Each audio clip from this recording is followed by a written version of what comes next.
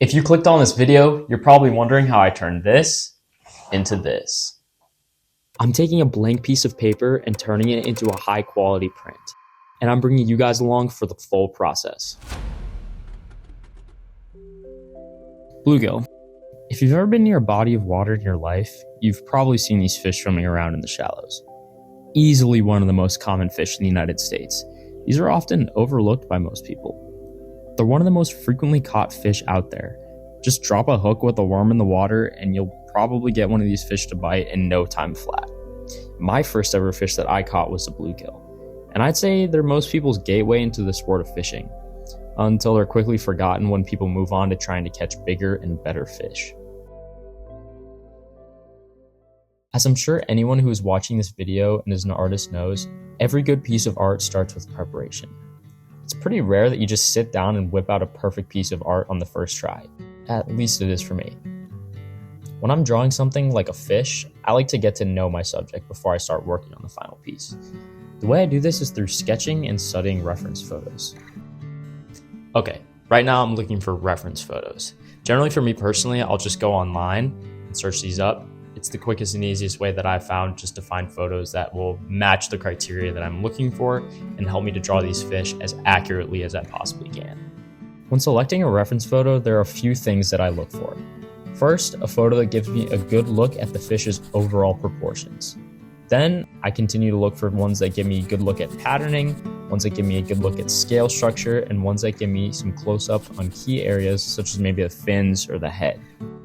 Alright, after a little bit of searching online, I actually found some photos that are going to work great for what I need them for. They're high quality photos, they show the anatomy of the fish really well, the scale structure, the gill structure, all the fins, so that'll work absolutely perfectly for what I need them for. Now that I have some good reference photos to go on, I like to take the time to get to know the fish's anatomy. Some fish I find particularly hard to draw compared to others. This bluegill I actually found to be quite easy. It is a very defined and almost angular face, which actually can make it a lot simpler to draw. I'm able to take advantage of different bumps and curves and use them as reference points when drawing things such as the eye and the mouth. Fish like trout I find quite hard to draw because of their smooth features. It just makes it a lot harder to find reference points I can work off of. Sketching is also super helpful to my overall workflow, as I'll show you guys in a second. When I nail a sketch like I did this one, I can actually reuse it in my final draft, which really speeds up the whole process immensely. I'm able to take a photo of my work and bring it onto my drawing tablet so I can perfectly recreate my sketch on a clean sheet of paper. This tablet is pretty awesome and incredibly useful in the artistic process. I can use it for tracing as well as getting close-up looks at my reference photos when I begin the shading process. Now that I have the outline of the fish, it's time to begin the fun stuff, bringing this fish to life with graphite. Graphite might be a bit of a controversial choice when it comes to drawing a fish. Fish are generally brightly colored, and with graphite, well, you get no color. But I have good reasoning behind why I chose graphite for drawings like this, rather than, say, colored pencils, paint, or other colored mediums. With graphite, you really get a feel for the anatomy and detail of the fish, and I don't have color to cut me any slack for mistakes I might make. Our eyes are naturally drawn to color, and it can sometimes cover up or take attention away from issues within your artwork. Now, I'm not saying this to try to say graphite is superior to all other colored mediums, because I don't actually believe that's true at all. I love working with color. I do it in my art all the time, and sometimes I enjoy it more than working in black and white. But, in my opinion, for my goal with this piece, which is to draw attention to the anatomy and detail of the fish, graphite serves my purpose best. Now, this is the part in the process where I ran into my first issue.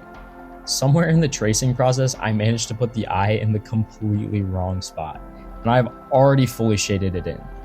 Now, thankfully, this isn't a major project-ending mistake. Yet another reason I choose to work in graphite, due to its flexibility and ability to erase and move stuff around. This just poses more of an annoying issue that involves me erasing and moving the eye to the correct location. Even though it is annoying, I'm very glad that I did this. Things like this, even though they are small, seriously detract from the realism of the piece. Taking time to fix small errors such as this will go a long way in selling the believability of this bluegill. Now that I've fixed the eye placement, I'm good to continue moving on with the rest of the drawing. One of the reasons I love doing work like this is because I'm constantly learning and observing new things I never noticed about my subjects. Take this bluegill, for example. Not until I took the time to super closely observe my references did I truly appreciate just how much subtle patterning and value changes these fish have. The face alone, I could probably spend hours on trying to capture every value shift in detail there. And try for hours I did, like 4 hours to be exact. I came to realize two things. One, to capture every detail, I'd probably need to do a drawing twice the size of what I was doing now. And two, and one that I actually think is really important for all artists to realize, sometimes trying to capture every detail can actually detract from the quality of your piece. Our eyes love to find the balance between detail and rest. Too much detail and your eye will never find a place to rest, and the artwork will feel overwhelming and unpleasant to look at. Not enough detail and your artwork might look unfinished and potentially lackluster. Finding this balance in whatever piece you're working on will provide you with a visually compelling and interesting artwork. And realizing that, I decided it was time to stop working on the head and move on to the next thing.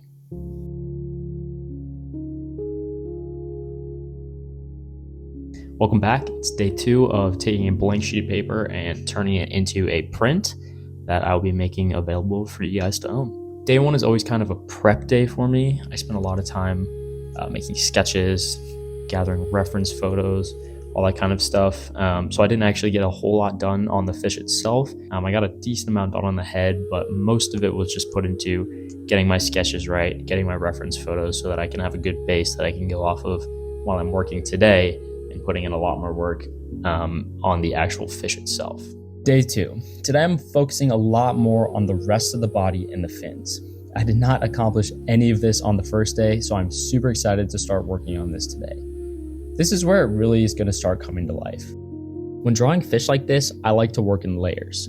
Fish can be a little overwhelming to draw, and in my opinion, that comes down to one thing: scales. Each individual scale on a fish has its own patterning and refracts light a little bit differently than even the scale directly next to it. It is possible to go in and draw a fish scale by scale, but if I did that, I'd probably be working on this fish until I'm on my deathbed, and I have a sneaking suspicion it wouldn't even look that good when I'm finished. That's because even though fish have individual scales, they still maintain a cohesive look across the whole body. This is where working in layers comes in. I focus on the overall value of the fish first and completely forget about the scales until the end. I personally feel like this allows me to first get that cohesive look and then go back in and tweak individual scales once I've laid them out over the base value layer. This approach does bring in an interesting challenge though. How much of the patterning do I lay down in this layer, and how much do I leave out until I put in the scales? This is where I think your personal discretion comes into play. For me personally, if a pattern creates a large swath of value that significantly differs from the area of value around it, I'll put this down. If there are individual scales that are a little bit darker or lighter than the ones around it, I'm generally going to leave this out until the end. I'm sure probably other people would do it differently, and that's perfectly okay. The beauty of art is that two people might have a completely different process and arrive at the same result. This is a stage where choosing what you feel works best for you will almost always provide you with optimal results in the end. Fins are super important to get right on a fish.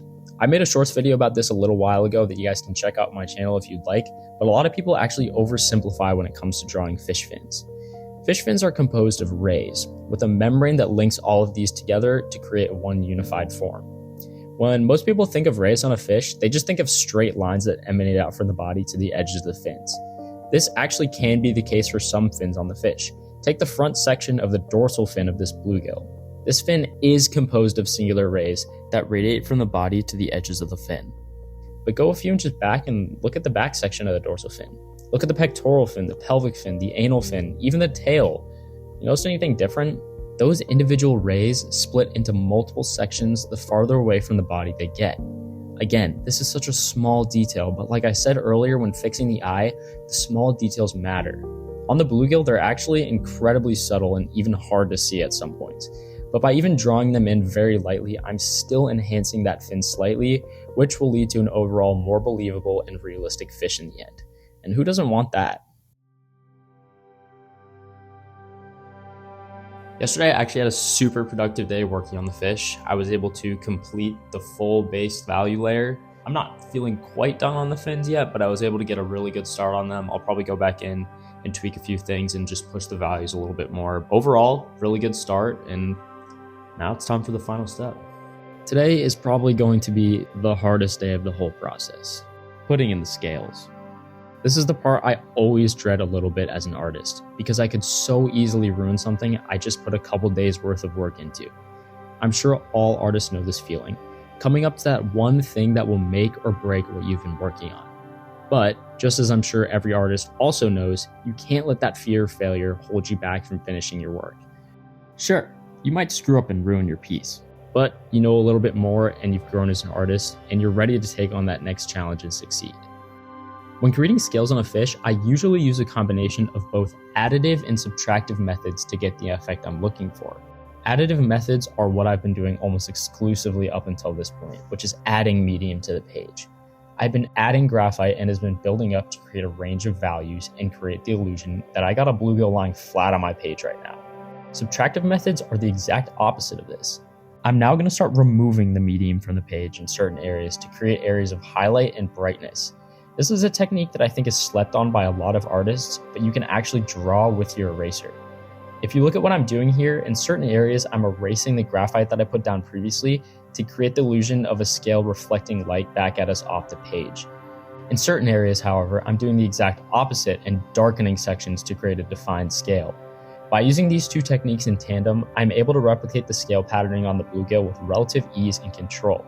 And as mentioned previously, know when to add scales and know when to leave sections without them. Fish do have scales everywhere, but some areas are more prominent than others. Making sure you leave spaces with less detail will help make sure you're getting a balanced and pleasing artwork. And with that completed, I've finally finished the drawing process for this fish, and I'm ready to move on to the next step, turning this into a print. Everything from now on should hopefully be pretty smooth sailing.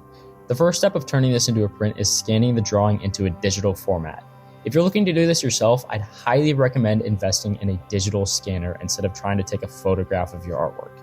Digital scanners are relatively inexpensive in comparison to most electronic items and automatically will level up your artwork when turning it into a digital format. When scanning, I need to decide if this is a print I'll be offering in multiple sizes or not. If not, scanning the drawing in 300 dpi or dots per inch should work perfectly fine. If this is a piece I plan on offering at multiple sizes, I'll probably scan this at around 1200 dpi. The reasoning for this is so if the drawing is scaled up, I won't lose quality and I will stay as sharp and crisp as it was in the smaller versions. Because I'm going to be offering this in just one size, I'm just going to stick to 300 dpi. Once I've scanned it, I'll bring it into some photo editing software to be cleaned up. I personally use Affinity Photo, but you can use any software that will fit the criteria of what you're trying to accomplish. For me, I use it to separate the fish from the background of the scan as well as potentially adjust contrast slightly for a bit more clarity and range of value. I never use the software to drastically alter the photo in any way. I only use it to subtly enhance and clean up what's already there. Once this is complete, I add the typography to finish it off and export it as a high quality PNG. From there, I just upload my design and my finished product onto Printify, where I will select the canvas size that I want and adjust things such as pricing before it's ready to be uploaded onto Etsy, where you guys can purchase it for yourself if you feel inclined to support the channel in that way. The link for my Etsy shop will be located in the description of this video or linked in my channel bio. And this is the final product.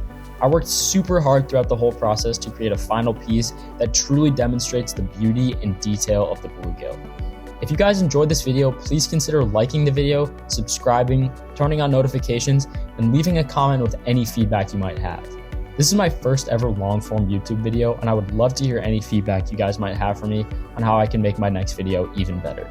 I can't wait to work on my next piece, and I'm looking forward to providing you guys with more content very soon.